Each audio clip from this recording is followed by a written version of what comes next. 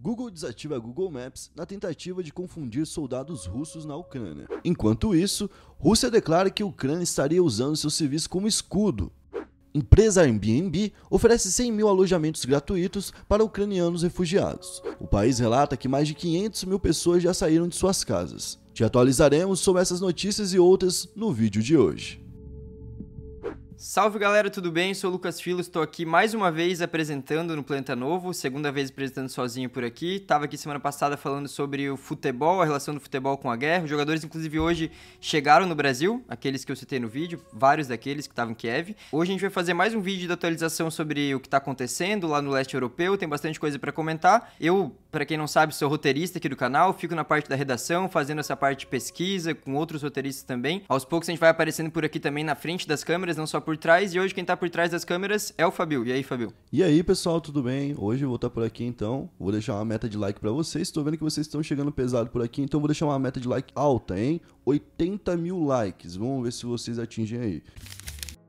E a primeira notícia, ela envolve uma empresa muito grande que se envolveu aí com o conflito, que é o Google. O Google ele desativou o Google Maps da Ucrânia. O serviço foi desativado no começo da tarde da segunda-feira, na tentativa de proteger o povo ucraniano. E como seria isso? A decisão, então, ela foi tomada temporariamente pela plataforma, a gente ainda vai ver quanto tempo isso vai durar, mas esse bloqueio é para evitar que pessoas sejam rastreadas, as vias sejam rastreadas. Isso estava acontecendo bastante ali, porque a gente sabe que tem aquele recurso que dá para ver onde tem as vias mais movimentadas, a velocidade que tal trajeto vai dar e tal. Eles estão desativando principalmente essa parte que estava pesando bastante para o povo ucraniano, e isso não afeta os motoristas da Ucrânia, então quem trabalha com isso e tal, para se deslocar, não está sendo afetado, mas no geral o Google Maps desativou bastante coisa do seu serviço lá. Isso porque as pessoas estavam usando o GPS no carro, né, para poder se locomover, porque as pessoas estão tendo que ir embora. Vai lembrar que tem pessoas de Kharkiv, pessoas de Kiev, abandonando a casa para ir para a Romênia, para ir para a Polônia, e precisam de rotas para isso,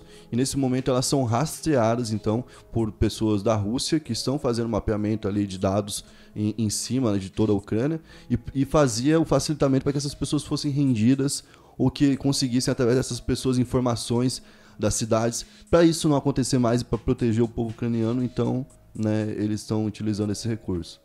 E vindo da Rússia, a gente teve uma declaração muito forte, muito importante. Eles basicamente deixaram claro, pelo menos na visão deles, que eles não precisam dos Estados Unidos, não precisam da OTAN, então eles estão realmente mostrando que eles estão bem confiantes ali no próprio taco deles. E essa declaração, essa fala veio de uma própria TV estatal, uma TV então que o próprio governo financia. E vai lembrar que essa é uma resposta para as sanções, né?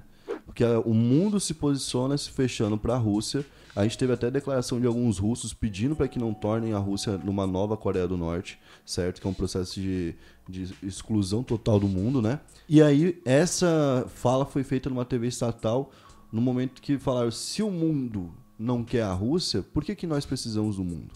Se não vai existir a Rússia nesse mundo, entendeu? Essa declaração então foi a seguinte: somente nossos submarinos podem lançar mais de 500 ogivas nucleares, o que garante a destruição dos Estados Unidos e da OTAN para uma boa medida. O princípio é: por que precisamos do mundo se a Rússia não está nele? E isso é importante, até aquilo que o Fabio falou ali, que o mundo está se fechando para a Rússia de certa forma, claro, como uma represália o que eles estão fazendo, mas está se fechando, porque afeta também muita gente que não gostaria de estar envolvida nesse conflito, né? Isso é importante falar também, porque a gente fica nesses temas delicados, muito uma questão às vezes de lado, né? Rússia contra a Ucrânia, como se toda a Rússia fosse ruim. Eu acho que isso também é importante a gente citar, porque tenho certeza que muita gente da Rússia não gostaria de estar vivendo essa situação, né? Então acaba pegando... Existiu um processo de protestos agora nesses últimos dias que fez mais de 3 mil pessoas serem presas na Rússia por conta desses protestos. Então tem milhares de pessoas em Moscou, São Petersburgo, nas principais capitais e em toda a Rússia nesse momento, protestando contra o que está acontecendo e por conta das sanções. E o povo russo agora está tentando sacar o dinheiro que está preso em boa parte do mundo, porque os bancos utilizam do dinheiro do investimento russo para comprar moeda estrangeira e faturar com o aumento da moeda estrangeira. Então, esse dinheiro estava em moeda estrangeira, agora está bloqueado em outros países e os bancos não vão ter o dinheiro russo para devolver para o povo. Então, nisso, a gente pode ter uma falência enorme dentro da Rússia, de toda a população. E com o mundo não fornecendo nenhum tipo de mantimento, nem nada para a Rússia, a população pode sofrer muito rápido. em pouco tempo, se a Rússia não tiver uma estratégia muito bem definida de autossustentação, né, de conseguir se fornecer aquilo que ela precisa, os russos vão sofrer.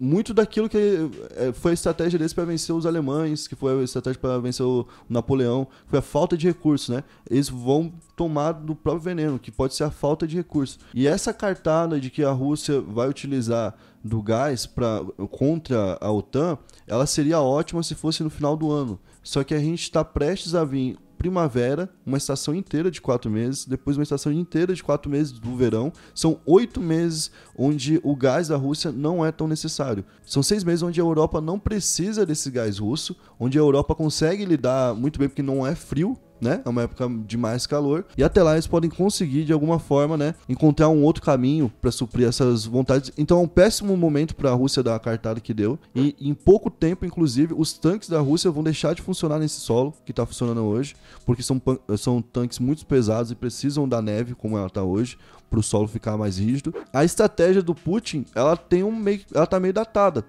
né? Ela tá meio datada. Então, para ele voltar a ter algum poder, algum poder nesse discurso que ele está tendo, nessa loucura toda que ele está fazendo agora, eu vejo que ele coloca as bombas nucleares sendo citadas por ele e por outras pessoas em volta dele, para que também ele possa em algum momento falar que não foi ele que citou, certo? E pessoas ao redor dele falam sobre essas bombas nucleares numa intenção de falar, somos poderosos. Não esqueçam que somos poderosos. Então, eu acho que é mais ou menos por aí. É uma carta tipo assim, foi só num jornalzinho, de uma televisãozinha que falaram isso.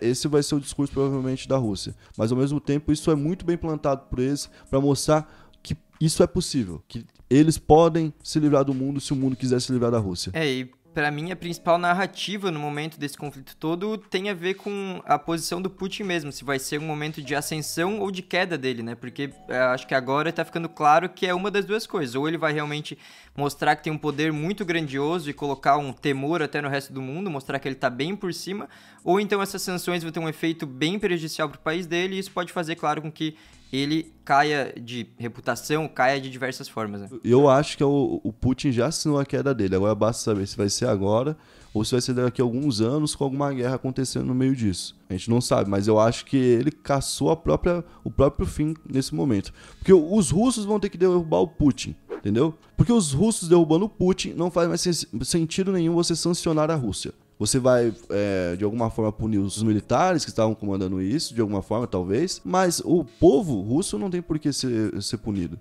Então, a partir do momento que eles derrubarem o Putin, eles ficam livres de novo. E esse raciocínio vai rolar lá.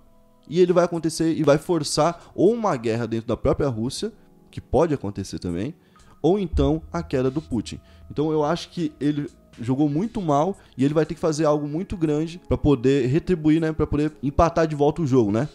Então isso é uma coisa que eu tenho pensado bastante, porque agora o principal cenário desse conflito é a Ucrânia, né? A gente vê notícias vindo totalmente da Ucrânia, do que tá acontecendo lá, os ataques, o campo de guerra, digamos assim, agora é a Ucrânia.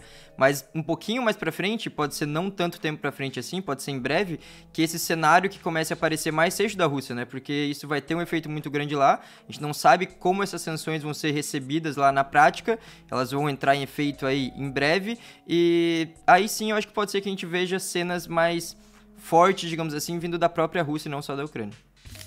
A próxima notícia, então, é mais uma declaração da Rússia, mais uma declaração forte. Ela diz basicamente que a Ucrânia estaria utilizando civis como escudo nesse conflito. Quem disse isso foi o representante russo, o Vasily Nebenzia. Ele representou a Rússia na Assembleia da ONU, que aconteceu na segunda-feira, e ele já atacou a Ucrânia algumas vezes. Ontem ele voltou a fazer isso então. Ele alegou que o país estava usando civis como um escudo para a guerra. Ele também acusou o governo ucraniano de ser nazi e genocida, além de dizer que o país está mentindo nos números da invasão e está prejudicando o seu próprio povo. Essa fala ela veio depois do presidente ucraniano, o Volodymyr Zelensky, ele declarar que era obrigatório os homens de entre 18 e 60 anos ficarem no país, então eles não podem deixar o país, como talvez outros membros da sua família podem, então tem essa separação ali, porque se precisar ir para a guerra, eles têm que estar à disposição. E essa questão dos civis, basicamente, é por conta da Ucrânia não se render. Então ela mantém a guerra em território próprio e por conta disso, pela resistência, eles veem, na visão deles, que eles estão mantendo uma guerra e estão mantendo o número de vítimas subindo. E eles falam sobre essa manipulação de dados que poderia estar acontecendo lá do ucraniano. E um outro fato aí que é interessante que ele fala é de novo da acusação de nazi, que a gente já falou do batalhão de Azov aqui, de outras coisas, né? Tem um vídeo só sobre isso no canal. Mas ele fala sobre um holocausto. Essa ideia do holocausto a gente também pode falar sobre um outro vídeo, porque foi uma ideia levantada depois que teve a Guerra da Crimeia, onde disseram que por ali naquela região, no sul, tem várias covas de um possível local de russos que aconteceu na Ucrânia, que foi descoberto. E que eles querem abrir essas covas nesse local para poder mostrar para o mundo que existiu esse local. Então essa ideia também é uma ideia que sustenta uma das várias narrativas agora de toda essa invasão, né? Outra notícia é que o Airbnb ofereceu 100 mil abrigos para ucranianos. Isso vai ser bem útil, né, cara? Porque para pensar, a galera que tá se refugiando não necessariamente tem para onde ir. E também nem tem hotel para toda essa galera, né? Não tem um preparo para toda essa galera. Então, é uma boa ação. A última notícia, então, desse vídeo de atualização, ela vem já mais da área do combate mesmo, do que está acontecendo lá na Ucrânia. Kiev foi bombardeada logo depois da reunião que os países tiveram ontem. 3 explosões muito fortes ouvidas aqui no centro de Kiev. Com o fim da reunião sem acordo entre Rússia e Ucrânia, a expectativa é de que essa seja a noite mais violenta dessa guerra. Então essas foram declarações feitas ontem por pessoas que moram em Kiev, logo depois da reunião que aconteceu, da conversa entre os países na Bielorrússia. E eles vão ter mais uma conversa, essa conversa eles querem que seja na Polônia, mas então isso talvez dificulte para marcar lá e talvez isso faça com que essa conversa seja adiada e o negócio vai se arrastando. Claro, dando uma continuação para a guerra. Há notícias, inclusive, de que Kiev já estaria cercada pelos russos, uma notícia que fez com que o prefeito da cidade, o Vitaly Klitschko, negasse. O perfil dele foi hackeado por um dos hackers que a gente citou no vídeo de ontem, a gente citou o esquema que está acontecendo nesse vídeo, até recomendo vocês verem, e ele precisou então depois esclarecer, falar que a conta dele foi invadida e postaram coisa lá que era, segundo ele, fake news. Eles tinham postado sobre Kiev também tá cercada, né? Então, muita gente, inclusive, noticiou porque o perfil do prefeito, né, de Kiev tinha postado que os russos já tinham praticamente dominado a cidade, o que não é verdade, né? E a gente sabe que notícia hoje não, já vem de um tempo, se espalha muito rápido, né? Então a gente vê um cara verificado ali, o perfil oficial da pessoa falando, pensa o tanto de jornal que noticia na hora já, né? Porque a pessoa tá ali já com a notificação ativada, vendo e já vira uma notícia às vezes nacional, mundial, então é bem perigoso, a gente tem que ter cuidado nesse momento. E esse ataque, pra gente ter noção de como foi visto uma coluna de 64 quilômetros de carros, fazendo ali um grande engarrafamento, claro, e pra gente ter noção do tamanho realmente do que tá acontecendo lá. E é isso aí então, esse foi mais um plantão, espero que tenham gostado dessas atualizações, a gente vai continuar acompanhando a guerra, tá bem legal ver os comentários de vocês aí também, aos poucos, como eu falei, a equipe no geral aqui vai aparecendo, agora eu vou lá fazer mais roteiro, mais pesquisa pra gente continuar alimentando o canal aí com conteúdo, valeu, tamo junto.